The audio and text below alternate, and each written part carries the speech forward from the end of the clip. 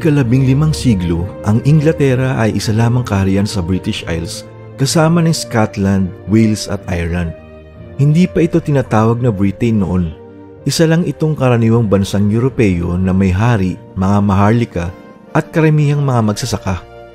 Ang buhay nila ay umiikot sa pagtatanim, paniniwala sa Kristyanismo at madalas na pakikipagdigma sa mga karatig bansa. Sa loob ng maraming taon, naging abala ang Inglaterra sa mga digmaan sa loob ng kanilang sariling bansa, lalo na sa laban ng tinawag na War of the Roses kung saan nag-away ang dalawang makapangyarihang pamilya, ang House of Lancaster at House of York. Ang matagal at madugong digmaang ito ang naging inspirasyon ng kilalang fantasy drama na Game of Thrones. Sa huli, nanaig ang Lancaster at ang bagong hari na si Henry VII ang nagtatag ng Tudor Dynasty. Nang maging hari si Henry VII, unti-unting naibalik ang kaayusan sa kaharian. Naging maayos ang kalakalan, lumago ang ekonomiya, at mas tumibay ang kontrol ng gobyerno. Ang anak niyang si Henry VIII ang mas sumikat sa kasaysayan, lalo na nang kumalas siya sa simbahang Katolika at itinatag ang Church of England. Dahil dito, naging malaya ang pamahalaan ng Inglaterra mula sa kapangyarihan ng Papa sa Roma. Bukod sa isyong panrelihiyon, interesado rin si Henry VIII sa pagpapalawak ng kapangyarihan, pero sa panahong ito, wala pa siyang ambisyon na gumawa ng imperyo sa labas ng Europa.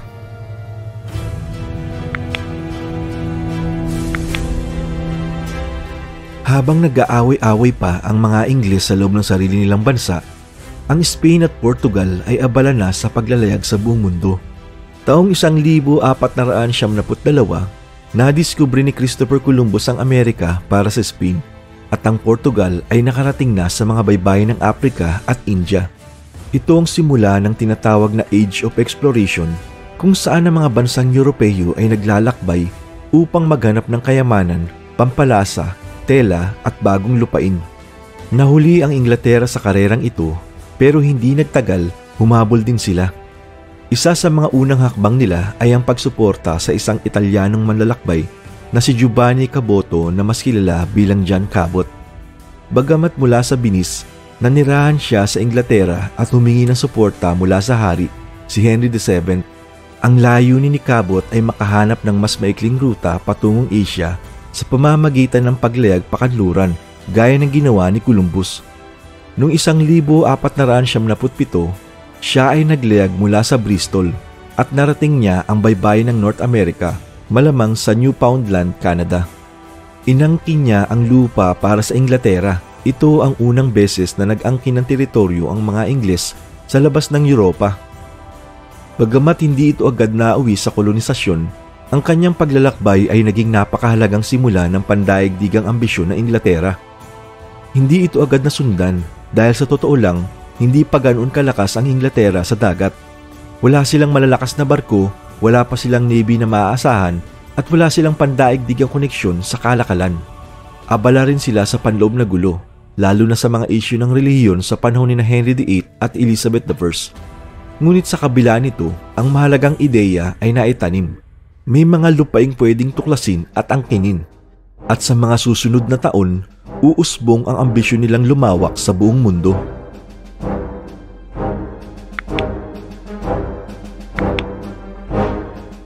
Nang maupo sa trono si Elizabeth I noong 1558, mahina pa ang kapangyarihan ng Inglaterra.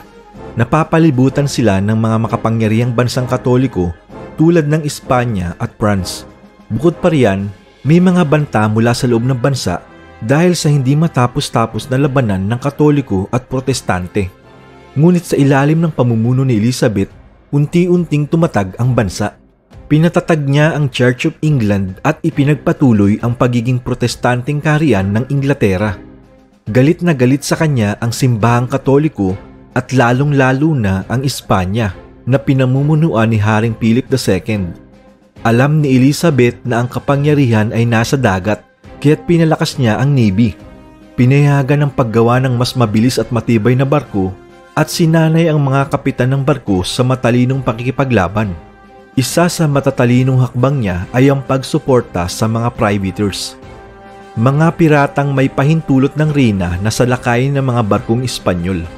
Isa sa mga pinakasikat ay si Francis Drake na naging kilabot ng mga Espanyol at ginawaran ng titulong Sir matapos niyang ikuti ng buong mundo at magnakaw ng kayamanan mula sa kalaban.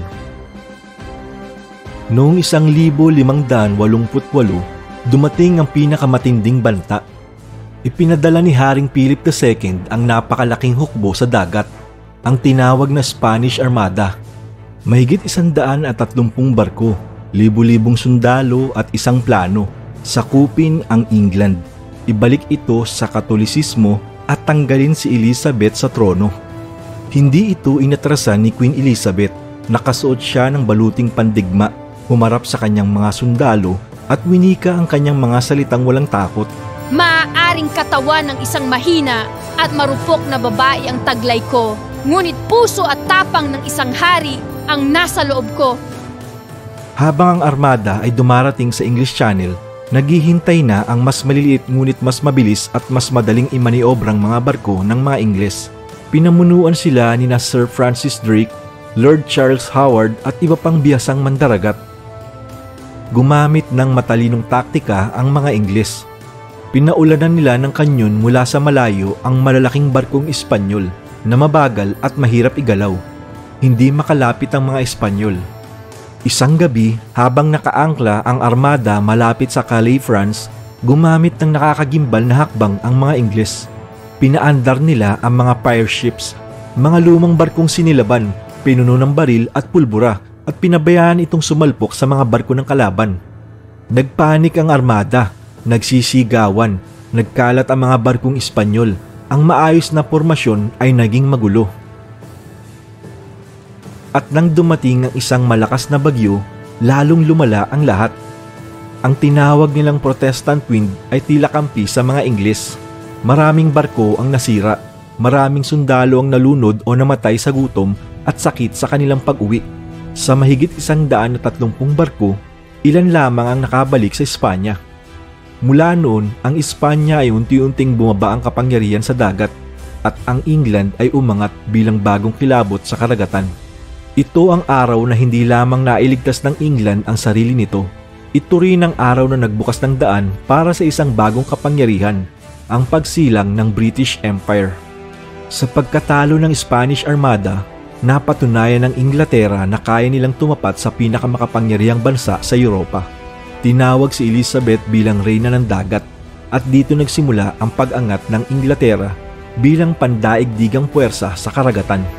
Sa huling bahagi ng kanyang pamumuno, mas dumami ang barkong Ingles na lumalabas papunta sa Africa, Asia at Amerika.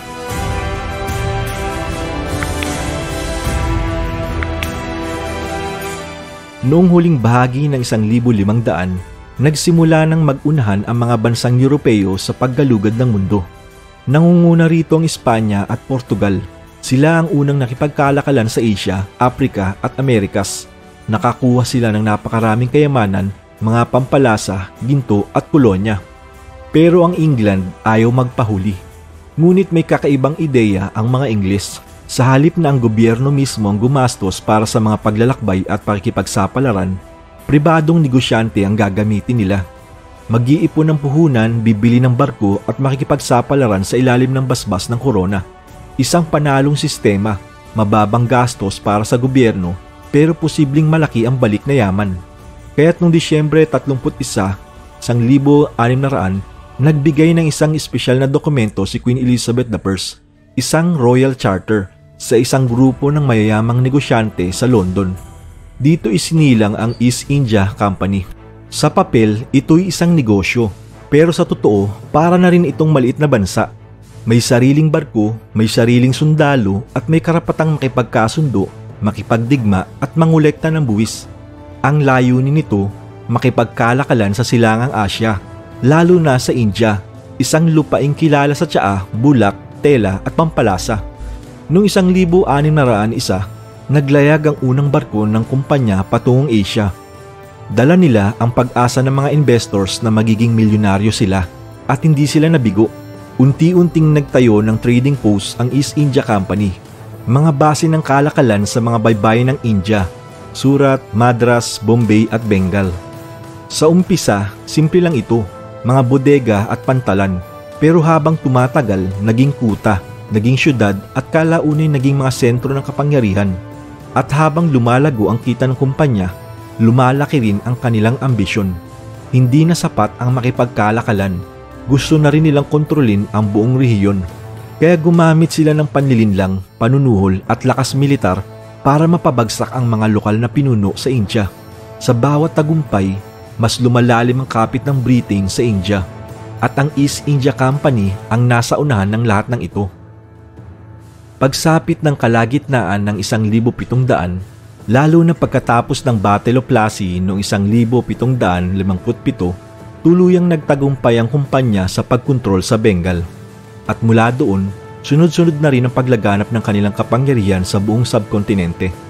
Ang East India Company ay hindi na lang negosyante. Isa na silang mananakop, tagapamahala at tagapaglikha ng imperyo. At dito nagsimula ang tunay na British Empire sa India. Sa loob ng mahigit 200 taon, ang yaman ng India ay dumaloy patungong England. Ang kayamanang ito ang ginamit ng Britain para ponduhan ang mga pabrika, barko at kampanya sa iba pang bahagi ng mundo. At habang lumalakas ang Inglaterra, lalong nagdurusa ang mga nasakop. Ito ang kwento kung paanong ang isang kumpanya na ang layunin lang ay kumita ang naging ugat ng isa sa pinakamalaking imperyo sa kasaysayan ng mundo.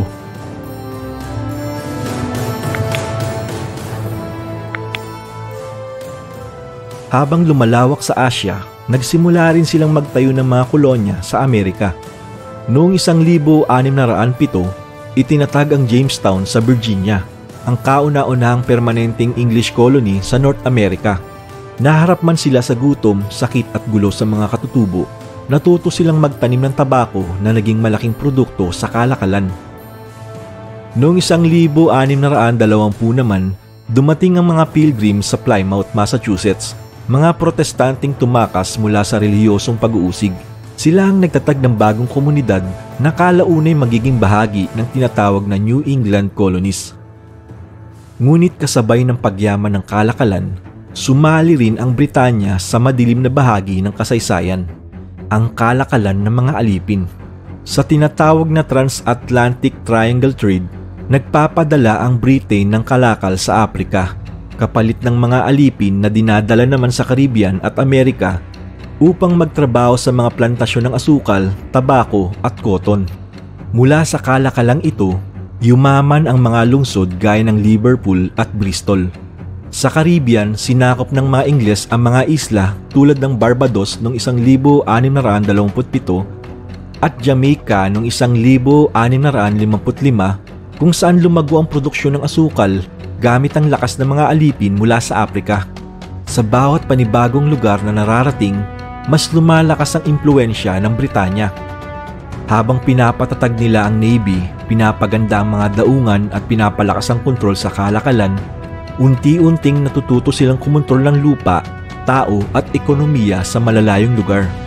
Sa pamamagitan ng kalakalan, armas at relihiyon, nagsanib ang lakas ng Britanya sa ilalim ng iisang bandila. Ito na ang simula ng tinatawag na British Empire, at ito pa lang ang simula.